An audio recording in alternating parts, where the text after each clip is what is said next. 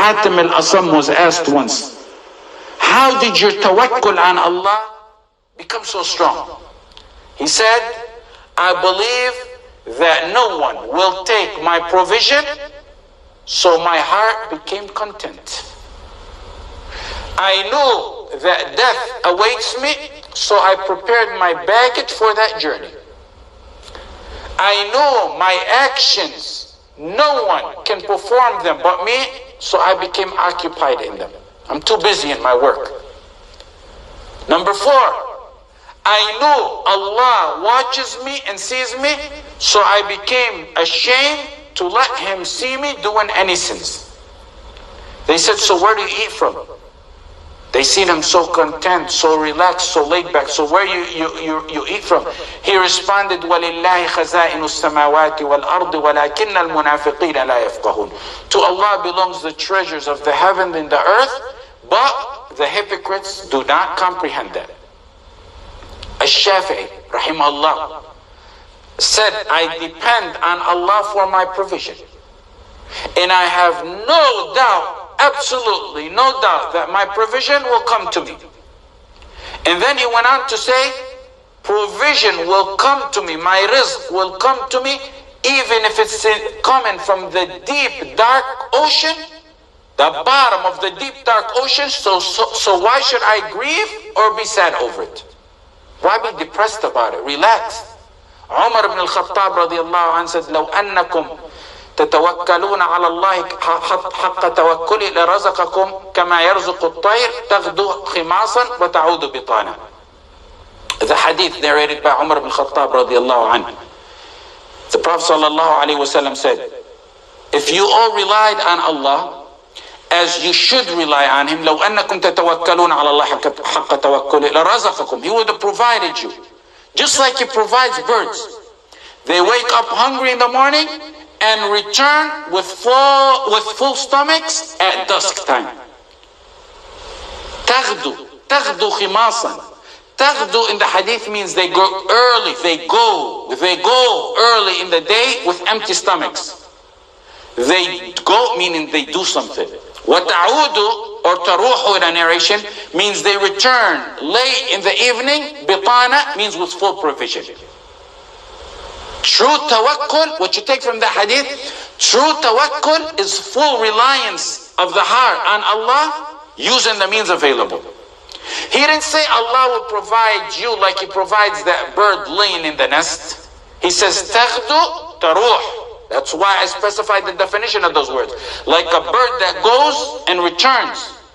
Tawakkul is firm belief in the heart, putting dependency in the heart on Allah, using the means available. That's the true meaning of tawakkul in the matter of rizq. Ibn Abi Dunya narrated that people came to Medina one time.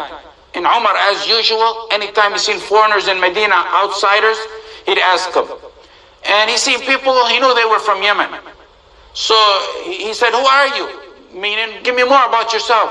They said, نحن المتوكلون. We're the one who depend on Allah. He said, you're mutawakkilun. You depend on each other, not on Allah. He said, al-mutawakkilun, the real mutawakkilun, are those who put the seeds in the ground with their reliance on Allah. Your heart, this is all part of believing in Ar-Razzaq.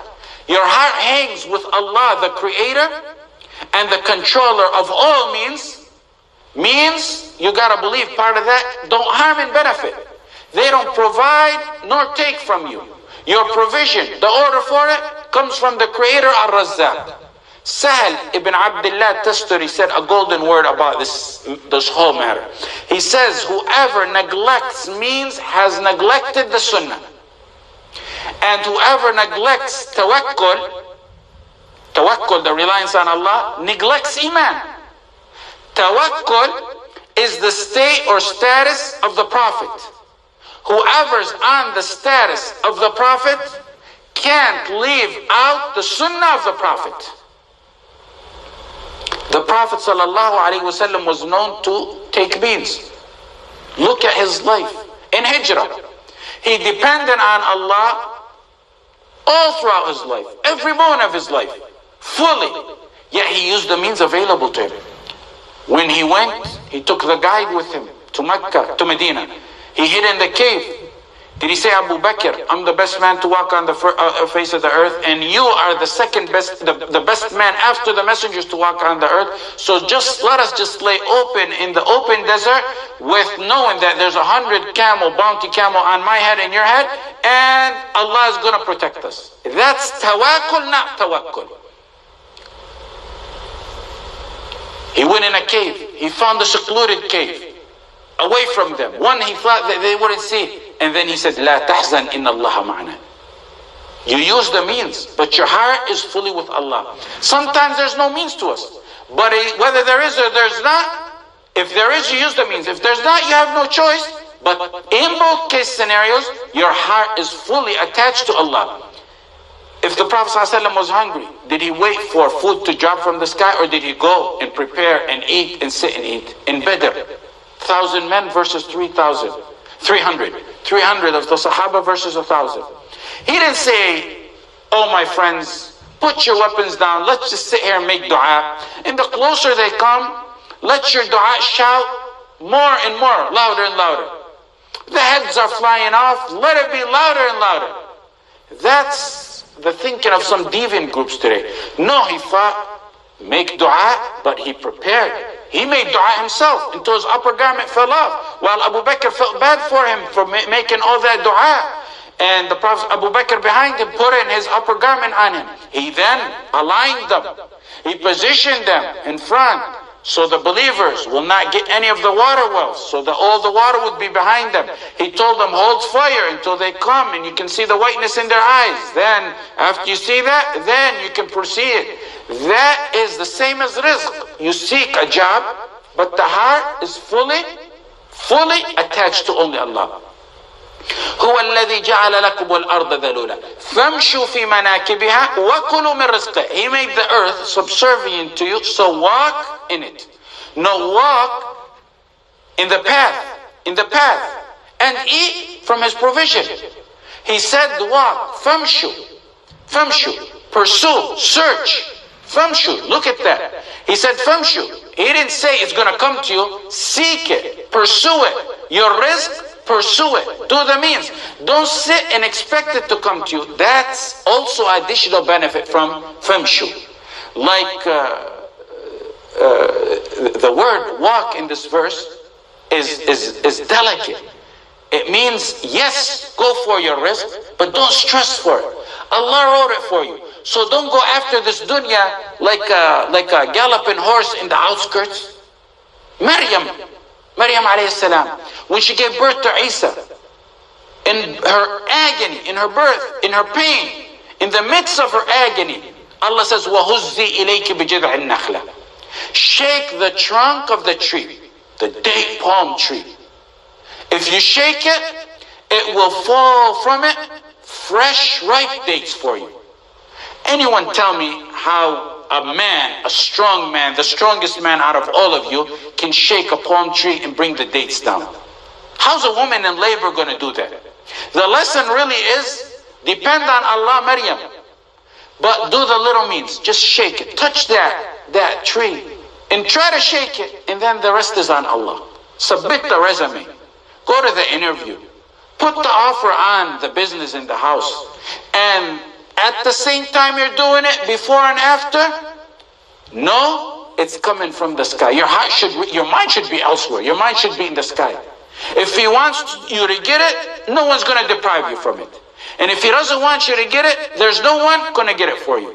The bottom line is that your heart must be fully attached to Allah. Once that heart is attached to a job or the business for rizq, then there's a deficiency in the belief of that Allah is Ar-Raziq. No matter how small that percentage is, it's a deficiency right there. Ibrahim ibn Adham was preparing a barbecue. He was cutting up meat to eat to barbecue it. A cat took a slice of that meat and ran off with it. Ibrahim looked and seeing that she didn't really eat it. She took it to a distance as he was monitoring it and put it in an open field by a hole in the ground. So he walked close to it. He monitored the situation, watching. Why didn't it come back to eat it?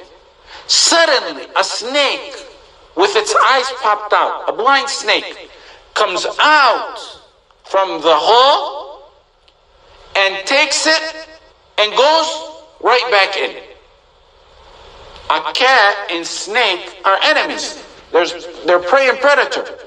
Ibrahim looked at the sky and said, praise be to Allah, He made enemies provide sustenance and provision for each other.